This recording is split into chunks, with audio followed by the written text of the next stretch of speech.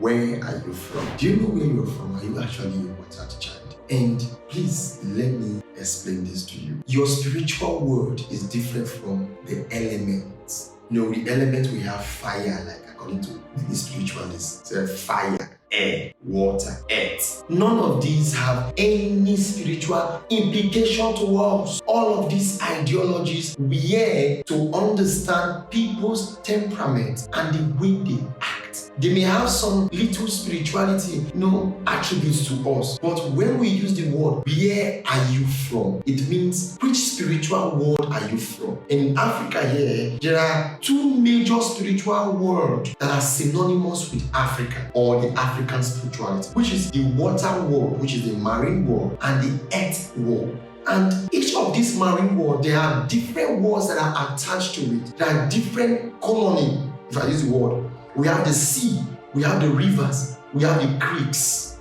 The spirit in the creeks are different from the spirit in the rivers, are different from the spirit in the lakes, are different from the spirit from the sea. Likewise, the earth. The earth, we have the forest demons, we have witchcraft, we have the voodoos, or whatever you want to call them. We have the worship of deities and veneration of the forefathers. And so when we talk about where are you from, some of you just wake up and you claim, I'm from the water, I'm a water child, I'm me. No, there are different characteristics to know where you are from. So elements are different from your spirituality. Your elementary representation are for just one purpose, and the purpose is to read your temperament, your psychology, your character, and your behavior. Your spirituality is the overall unseen manifestation of your total being, and this your spirituality cannot be influenced by internal or external vibrations. Oftentimes, pain is the only justifiable factor that activates our true spirituality.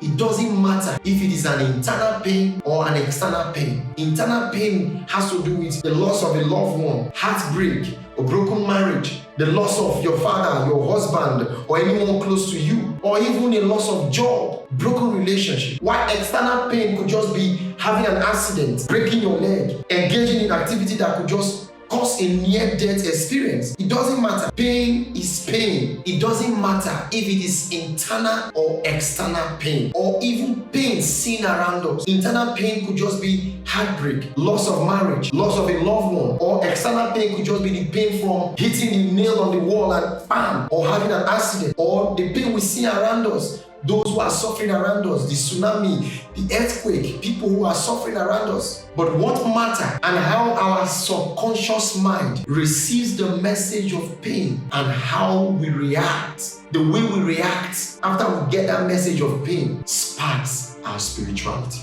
And so when someone breaks your heart, how do you react? When you lost a loved one, how do you react? When you have an accident or you are trying to hit the nail on the wall and it hits your hand, how do you react? When you see pain around you, how do you react? All of these is what explains our true spirituality. You are not a spiritual person when someone breaks your heart, or a loss of marriage, you are undergoing divorce. Automatically, your previous husband or your previous wife becomes your enemy. You are not a spiritual person. How do you react when you see pain around you and the next thing is to start insulting people? I used to make such mistake. I used to insult my elders who are leaders. And the government is bad. The government is this. Buhari is an idiot. Asiwaju is a fool. Peter Obi does not have sense. No. Spiritual people don't do that. There are other beautiful ways you can address pains around you. And so I tell a lot of people that what actually defines your pure spirituality is how your subconscious mind or your conscious mind receives the message of pain around you, within you, external, or the ones you see around. How do you receive it? And the way you receive it, the way you digest it, is what sparks your spirituality, is what defines your spirituality. And so your spirituality is not defined by elements, whether you are from the fire. No. These are only elementary explanation of how we vibrate psychologically, character-wise, or behaviorally. And so you see things that people who are from the fire, they are always hot-tempered. Yes, even spiritual people can be hot-tempered.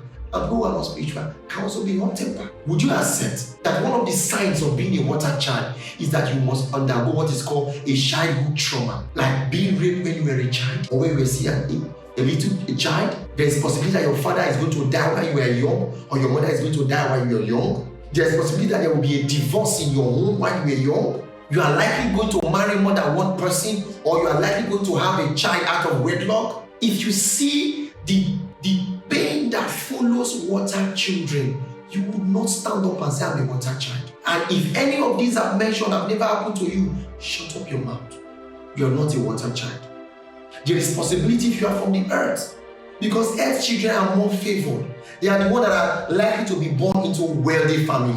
Yes. And you can be an earth child and still be possessed by a marine spirit, maybe because of the wealth that you are born into, or maybe because of you are from the ancestor, from your ancestry. And sometimes you are just from the firmament. These are people that wherever they go to, they just attract favor. Water children don't attract favor, rather they are the ones that even give. For you as a water child to start attracting favor, you must have gone to do one sacrifice or the other, and it don't last until you find the exact true nature of where you are coming to, until you embrace your true nature. Stop opening your mouth and say, my element is fire, my element is air.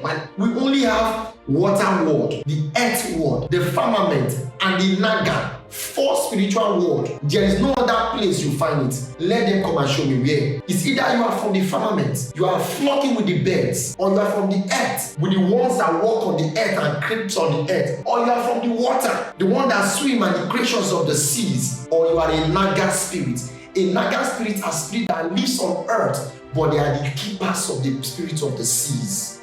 I'm not talking because I read it somewhere. I'm talking because I have visited each of these 4 worlds and I have learned the secret of this world. Subscribe. More of these amazing videos are coming your way. And if you want to join the watered religion, you want to be initiated into the watered religion, it doesn't matter whether you are from the Naga world, or you are from the Earth world, or you are from the firmament, or beautiful, you are from the water. You can still be initiated into the watered religion and you will enjoy the benefits that come from it. Thank you.